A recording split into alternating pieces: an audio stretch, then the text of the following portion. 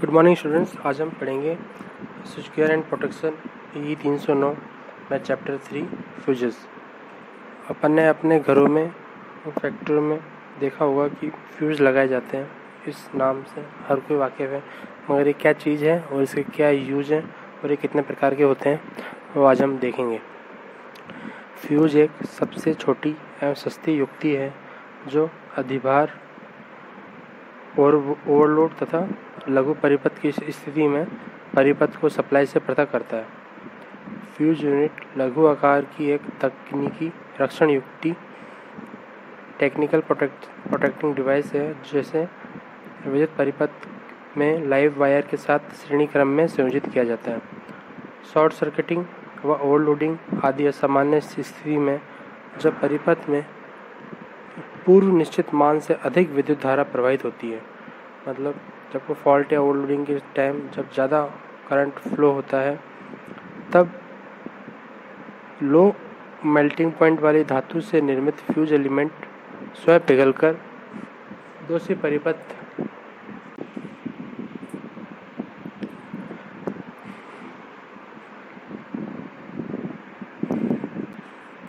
जब किसी फ्यूज़ में निश्चित मान से अधिक विद्युत धारा प्रवाहित होती है, तब लो मेल्टिंग वाली धातु से निर्मित फ्यूज एलिमेंट या फ्यूज वायर स्वयं पिघलकर दूसरी परिपथ को विद्युत प्रदाय स्रोत अथवा मुख्य परिपथ से कट ऑफ कर देते हैं।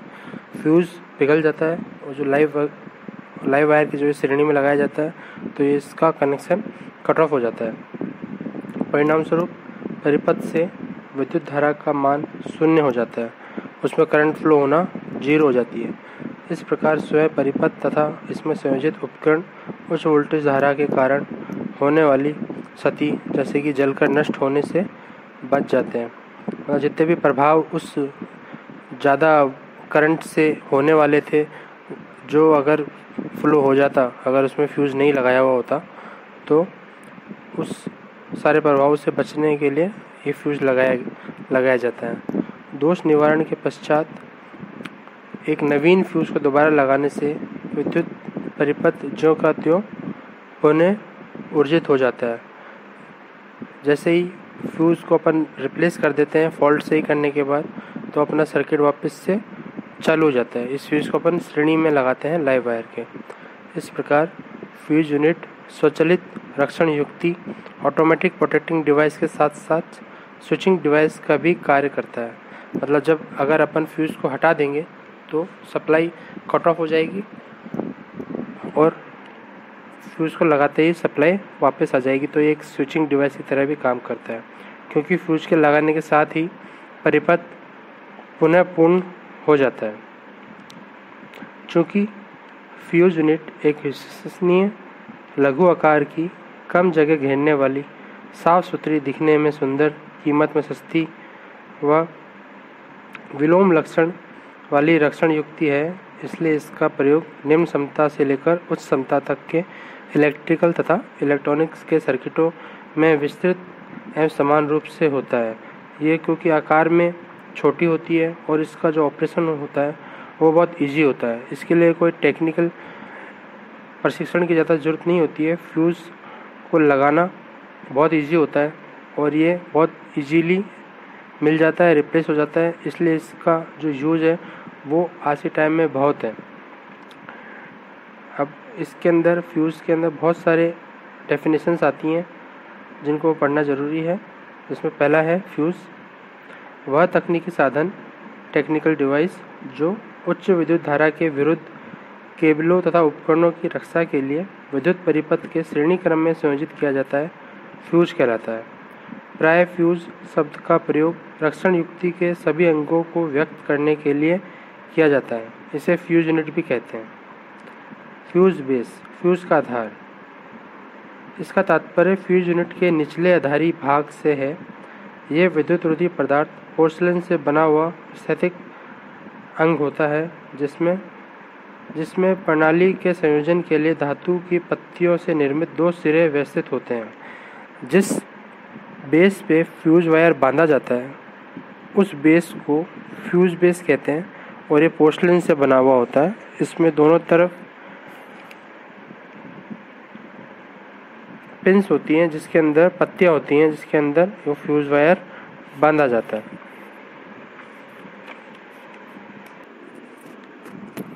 फ्यूज बेस कॉन्टैक्ट्स, इसका तात्पर्य फ्यूज यूनिट के आधार में लगे हुए संपर्कों से है। ये विद्युत धातु की पत्तियों से निर्मित दो विद्युत स्वचालित सिरे होते हैं जो फ्यूज कैरियर के संपर्क सिरों में संपर्क स्थापित करते हैं। फ्यूज कैरियर, इसका तात्पर्य फ्यूज यूनिट के हटाए जाने वाले अंग से है। यह विद्युत रोधी पदार्थ पोर्सलिन से बना हुआ होता है जिसमें दो संपर्क सिरे के बीच एक फ्यूज एलिमेंट संयोजित रहता है। फ्यूज कैरियर कॉन्टैक्ट्स, इसका तात्पर्य फ्यूज यूनिट के वाहक कैरियर में लगे हुए संपर्कों से है। ये धातु की पत्तियों से बने हुए दो विद्युत सुचालकीय सिरे होते हैं जिनके बीच धातु का तार अर्थात फ्यूज सुचालकीय सिरे टर्मिनल्स होते हैं जिनके बीच धातु का तार अर्थात फ्यूज एलिमेंट संयोजित रहता है। इन संपर्कों का अभिकल्प फ्यूज यूनिट के आधार में लगे हुए संपर्कों से संपर्क करने के लिए होता है। फ्यूज एलिमेंट और फ्यूज वायर, इसका तात्पर्य फ्यूज यूनिट के वाहक में लगे हुए धातु के तार मेटल वायर से है।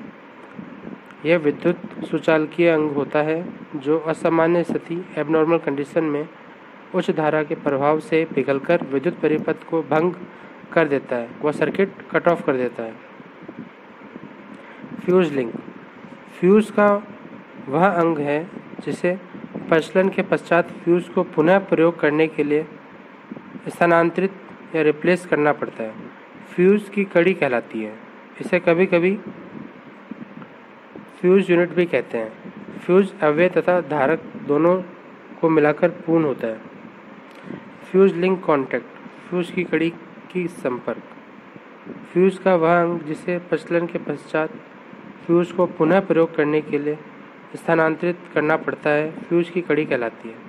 इसे कभी कभी फ्यूज यूनिट भी कहते हैं। ये फ्यूज अवयव तथा धारकों दोनों को मिलाकर पूर्ण होती है।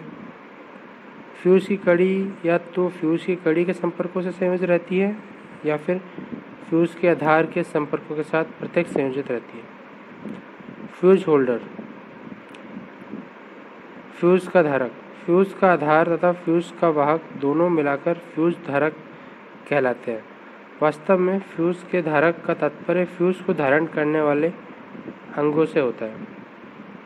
एंक्लोजर और फ्यूज एलिमेंट, फ्यूज का अवयव का आवरण, फ्यूज का वह अंग जिसमें फ्यूज अवयव पूर्ण रूप से बंद रहता है फ्यूज आवरण कहलाता है, पर इसका प्रयोग फ्यूज प्रचलन में उत्पन्न आर्कन से व्यक्ति एवं वस्तु की सुरक्षा के लिए किया जाता है।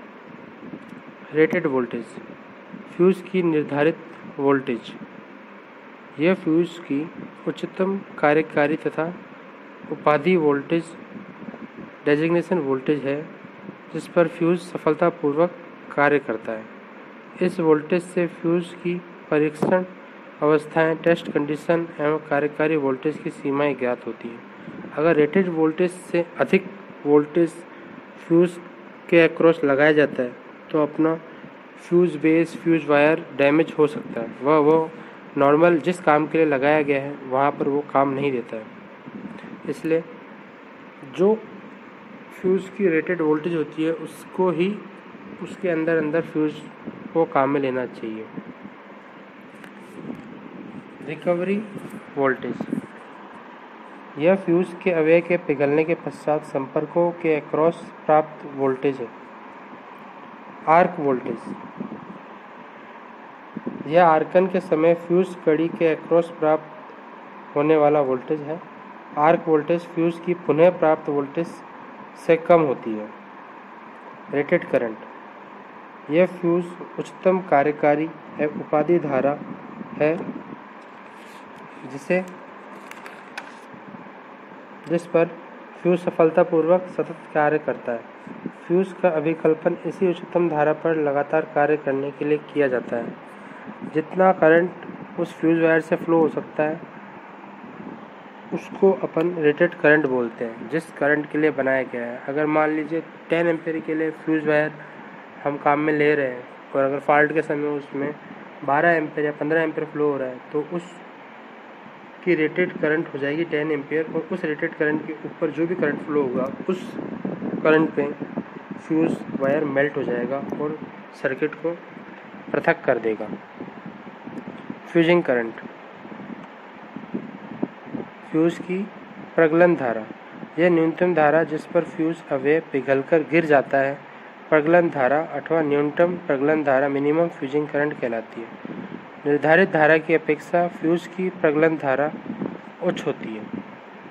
नॉन फ्यूजिंग करंट, फ्यूज की अप्रगलन धारा, प्रारंभिक आर्क के समय वह न्यूनतम धारा जिस पर फ्यूज का अवयव पिघलता नहीं अप्रगलन धारा अथवा न्यूनतम अप्रगलन धारा कहलाती है। फ्यूजिंग फैक्टर, न्यूनतम प्रगलन धारा तथा निर्धारित धारा के अनुपात को प्रगलन घटक कहते हैं, अर्थात प्रगलन घटक इक्वल टू न्यूनतम प्रगलन धारा अपॉन निर्धारित धारा। ये इसका मान 1 से सदैव ज़्यादा होता है। प्री आर्किंग टाइम, फ्यूज़ का पूर्व आर्कन समय, यह प्रगलन धारा का आरंभ तथा फ्यूज़ कड़ी के अक्रॉस उत्पन्न होने वाले आर्कन का आरंभ के बीच का समय है। आर्किंग टाइम, यह पूर्व आर्कन समय का अंत तथा परिपथ में धारा के शून्य होने तक के बीच का समय है, अथवा फ्यूज़ अवयव के अक्रॉस उत्पन्न आर्कन में लिया गया समय आर्कन काल कहलाता है। टोटल ऑपरेटिंग टाइम, यह पूर्व आर्कन समय तथा आर्कन समय का योग है। कुल प्रचालन समय है पूर्व आर्कन समय प्लस आर्कन समय। ऑपरेशन ऑफ फ्यूज लिंक, यह पूर्व आर्कन समय के आरंभन तथा आर्कन समय के अंत तक के बीच का प्रोसेस है। साइज इन एम्पियर, यह फ्यूज की निश्चित की गई डायमेंशन के लिए एम्पियर में उच्चतम निर्धारित धारा है।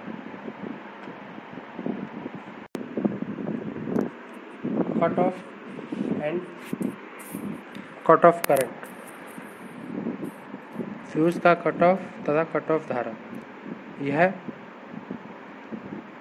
इंस्टेंटेनियस करंट का वह उच्चतम मान है जिस पर फ्यूज अवयव पिघलकर विद्युत परिपथ को भंग कर देता है।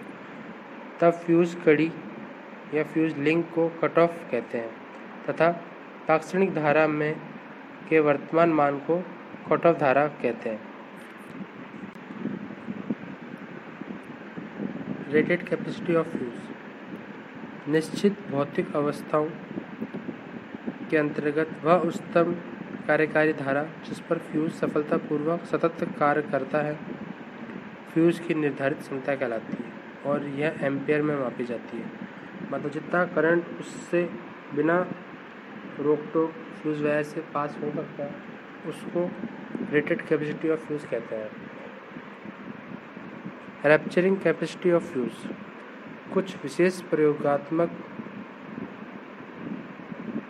नियमों के अंतर्गत किसी निश्चित वोल्टेज पर धारा का वह अन्वेषणात्मक न्यूनतम मान है जिस पर फ्यूज अवयव पिघलकर विद्युत परिपथ को भंग कर देता है। फ्यूज की विदारक क्षमता ब्रेकिंग कैपेसिटी कहलाती है।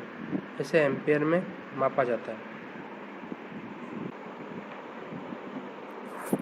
इसके बाद आता है फ्यूज वायरों की धारा वहन क्षमता की निर्भरता। जो करंट फ्यूज वायर से प्रवाहित होता है वो किन किन कारकों पर डिपेंड करता है वो अपन देखेंगे। पहला है resistance of fuse element. Fuse की धारा वहन क्षमता आई फ्यूज अवयव के प्रतिरोध आर के विलोमानुपाती होता है, मतलब इन्वर्सली प्रोपोर्शनल होता है।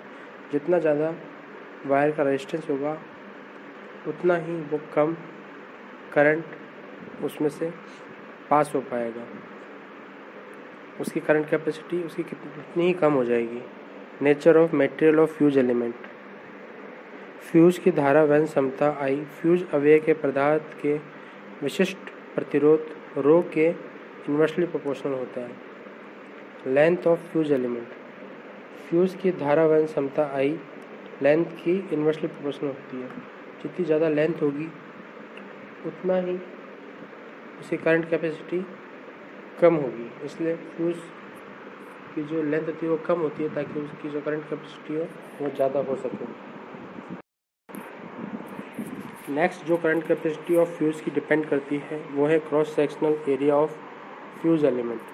जितना ज़्यादा क्रॉस एरिया होगा, जितना वायर मोटा होगा, उतना ही उसकी करंट कैपेसिटी ज़्यादा होगी। जैसे अगर अपन कोई घर के अंदर फ्यूज़ यूज़ कर रहे हैं तो उसका फ्यूज़ वायर पतला होगा, और ये अगर अपन किसी इंडस्ट्री में फ्यूज़ वायर यूज़ कर रहे हैं तो उसका जो फ्यूज़ वायर होगा वो मोटा होगा। Diameter of fuse element, fuse की धारा वहन क्षमता I directly square to proportional होती है डायमीटर के। जितनी ज़्यादा डायमीटर होगी उतनी ज़्यादा उसकी मोटाई होगी और उतनी ही उसकी करंट कैपेसिटी ज़्यादा होगी।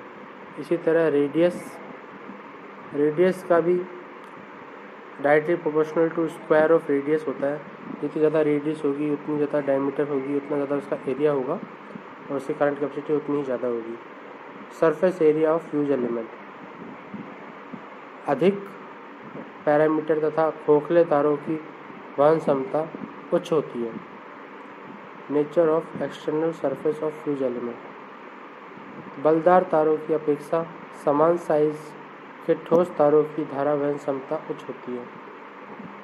मतलब जितना वायर स्मूथ होगा, जितना वायर सीधा होगा, उसकी करंट कैपेसिटी उतनी ही ज़्यादा होगी। फिजिकल कंडीशन ऑफ एटमॉस्फेयर, ठंडे मौसम के कारण तारों की वहन क्षमता बढ़ जाती है। साइज ऑफ फ्यूज एलिमेंट, बड़े संपर्क सिरों की सतह क्षेत्र अधिक होने के कारण ताप विसरण की क्षमता उच्च होती है। परिणामस्वरूप संयोजित फ्यूज तार की धारा वहन क्षमता भी बढ़ जाती है। Enclosure of fuse element, fuse अवयव के आवरण के वायु के प्रवाह की दर उच्च होने से फ्यूज तार की धारा वहन क्षमता बढ़ जाती है। तो ये सारे कारण थे जिन पे इसकी करंट कैरिंग कैपेसिटी डिपेंड करती है। इसके बाद आता है essential characteristic of good protecting gear, श्रेष्ठ रक्षण यंत्रावली की आवश्यक अभिलक्षण। मतलब जो भी अपन फ्यूज वायर या फ्यूज सेट यूनिट अपन यूज़ करते हैं उसको अपन इसलिए लगाते हैं कि जब कभी करंट ज़्यादा हो या ओवर हीटिंग या ओवरलोड की वजह से जो या कोई फॉल्टी वजह से कोई करंट आए तो उसको वो रोक सके। अगर ये फ्यूज यूनिट अगर हमारी फेल हो गई, अगर उसने सही से काम नहीं किया तो हमें बहुत इकोनॉमिकल लॉस हो सकता है, महंगे महंगे उपकरण भी ख़राब हो सकते हैं। इसलिए बहुत सारे पैरामीटर है जहाँ पर इन प्रोटेक्शन गियर को खरा उतरना पड़ता है ताकि वो किसी सिस्टम का भाग बन के काम में लिया जा सके। इसमें पहला है सिलेक्टिविटी, चयनता। दोष अवस्था में रक्षण यंत्रावली द्वारा विद्युत प्रणाली के किसी अन्य अंग को बिना विचलित किए केवल यथाचित दोषयुक्त अंग को ही संपूर्ण विद्युत प्रणाली से वियोजित करना चाहिए। लक्षण की इस क्रिया को रक्षण यंत्रावली की चयन क्रिया कहते हैं। मतलब अगर 3 सिस्टम लगे हुए हैं और तीनों में फ्यूज यूनिट लगी है और पहले सिस्टम में अगर फॉल्ट आता है तो सिर्फ उसका ही फ्यूज यूनिट काम करना चाहिए, उसका ही फ्यूज वायर ब्रेक होना चाहिए और वही कट ऑफ होना चाहिए। बाकी जो 2 प्लांट चल रहे हैं उन पे उस करंट का प्रभाव नहीं जाना चाहिए और उनके जो फ्यूज यूनिट हैं वो डिस्टर्ब नहीं होने चाहिए। दूसरा पॉइंट है सेंसिटिविटी। रक्षण यंत्रावली को निम्न दोष धारा के प्रारंभिक मान पर ही प्रचलित होकर विद्युत प्रणाली के अस्वस्थ भाग को वियोजित करना चाहिए। मतलब जैसे ही फॉल्ट आता है अपना फ्यूज यूनिट उसको सेंस कर लेना चाहिए ताकि उसको तुरंत उस सर्किट को वियोजित किया जा सके। जितना time fuse unit circuit break करने में लेगा उतना ही उस उपकरण का डैमेज होने का रिस्क बढ़ जाएगा।